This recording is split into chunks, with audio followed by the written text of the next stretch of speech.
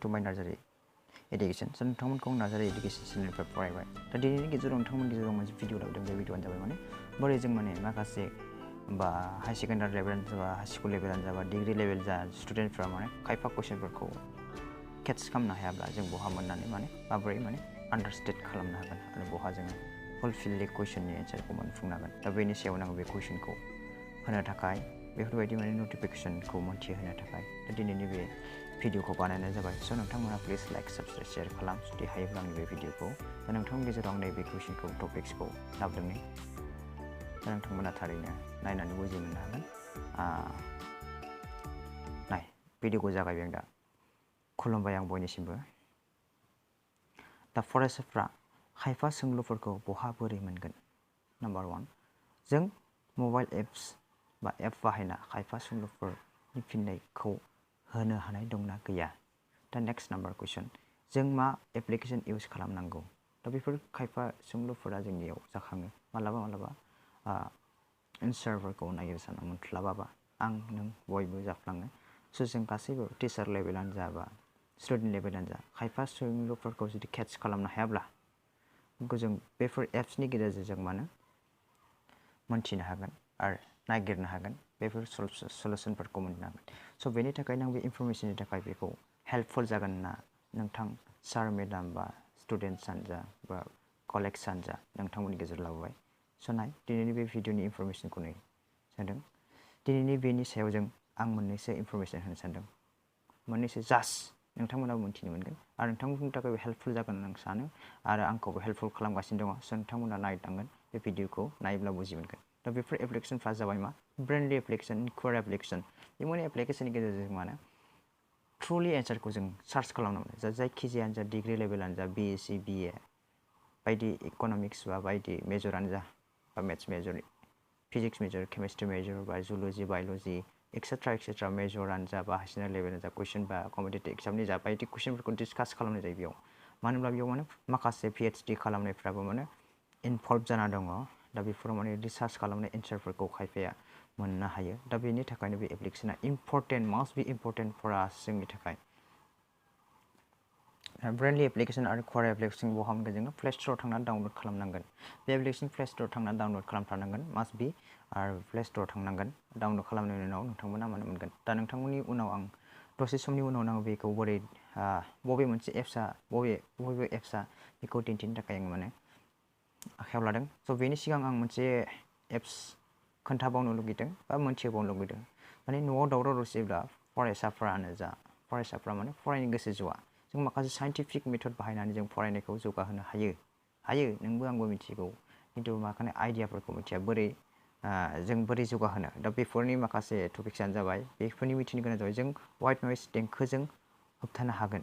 White नयस देंखोआलाय मा बेखौथ' मिथिनांगोन नङा होमबा बेखौ जों माने बेनि एक्सट्रालि भिडिअ आङो सिगाङावनो बानायदों दा आंनि बे एप्लिकेसनावनो बा बे भिडिअनियावनो नोंथांमोना थांना नायनो हागोन दा भिडिअनि लिंक माबाखौ नोंथांमोना मोनगोन लिस्टआव थांनानै मोनगोन ओमफ्राय बेनि थाखाय जोंनो मा नांगोन मबाइल आरो इयारफन बाहायनांगोन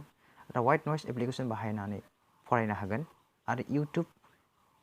गुगोलनिफ्रायबो डाउनलड खालामनो हागोन जुदि नों एप्लिकेसन इउज खालामनो गोसो गैयाबा 1 आवार्सनि दङ बाट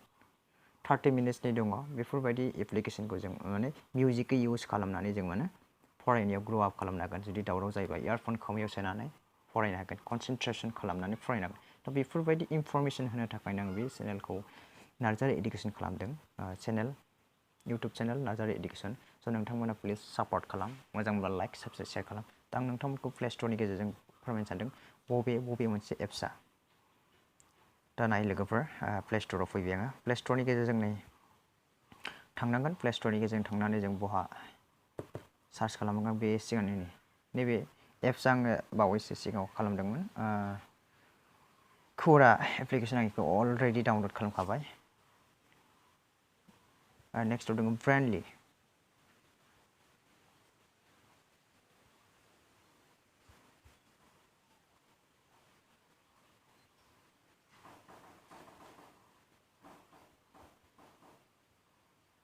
ब्रेन्डलि हमवर्क जों एसाइनमेन्ट बायदि लिरनोबाबो जों माने बे एप्लिकेसन इउज खालामनांगोन आपडेट खालामनो होदों आं अलरेडि डाउनलड खालामबाय बेनि एप्लिकेसना बेबायदि बि दङ जिं गोथां दङ बे एप्लिकेसनखौ इउज खालामनो हागोन अलरेडि आं एप्लिकेसन डाउनलड खालामबायनानै आपल'ड खालामदों आं बेखौ सार्च खालामनाबो देखायगोन नोंथांमोननो ओमफ्राय मोनसेया जाबाय KURA अपेन खालामबाय आं बेखौनो अपेन खालामबाय दा नोंथाङा नायनो हागोन बेनि गेजेरजोंबो जों सलुसनखौ मोननो हागोन जों बायदि कुइसनानो जा मेथ्स साइन्स जिअग्राफियानो जा बायदि कुइसनखौ जों सलुसन मोननो हानाय राहायाव दङ दा बेफोरबायदि कुइसनखौ मोननो थाखाय जों माखासे माने एप्लिकेसनफोरखौ इउज खालामनो नांगोन मबाइलफोरखौ इउज खालामनांगोन थ' बेनि थाखायनो आं बे भिडिअखौ बानायनाय जादों स' नोंथांमोना प्लिज सापर्टआव था आं बेबायदिनो नोंथांमोननि सापर्ट मोनोबा माने थारैनो आङो माने भिडिअ खालामनो आं कर'ना भाइरास बेयाव सार्च खालामनांगोन नोङो क्लिक खालामनानै बेयाव क्लिक खालामनानै नागिरनांगोन नोङो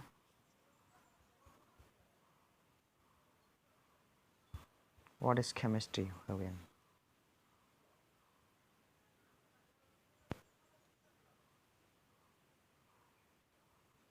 Chemistry. The chemistry ama. What is chemistry? Engineering chemistry.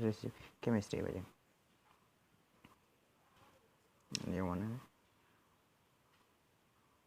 बेयाव कुइसन खालामलायो माखासे डिसकास खालामलायो बेफोरनि गेजेरजों माने मोननो हायो K R Mangalam university Chemistry to physical science and it is the study of the properties interaction between matter and energy. बेफोरनि सायाव बेबायदि कुइसनफोरखौ सल्भ खालामनो मोननायखौ मोनगोन दा एक्सप्लेन खालामनाय मोनगोन माखासे स' एक्सपिरियेन्स जागोन दा नोंथांमोना बे भिडिअखौ इउज खालामथार जुदि नोंथांमोना इउज खालामोबा मोनगोन आरो बेयाव माखासे PhD खालामनाय माखासे गेदेर रिसार्च खालामग्राफ्राबो इनभल्भ जाना दङ बेनि थाखाय जों माने नैबेयाव IIT JN एडभान्स बेफोराव जाहाथे पास जानायफोराबो दङ दा फल' खालामना लानांगौ जों बेफोरखौ फल' खालामनानै माने कुइसनफोर एन्सारफोरखौ मोननो हायो स' थेंक्स गाइस नोंथांमोना जुदि मोजां मोनोब्ला प्लिज लाइक साबस्क्राइब खालाम आरो आङो बुंदोंमोन माने भिडिअ माने बोरै वाइट नयस इउज खालामनो हायो दा बेखौबो जों एप्लिकेसनाव डाउनलड खालामना लानो हायो बेयावनो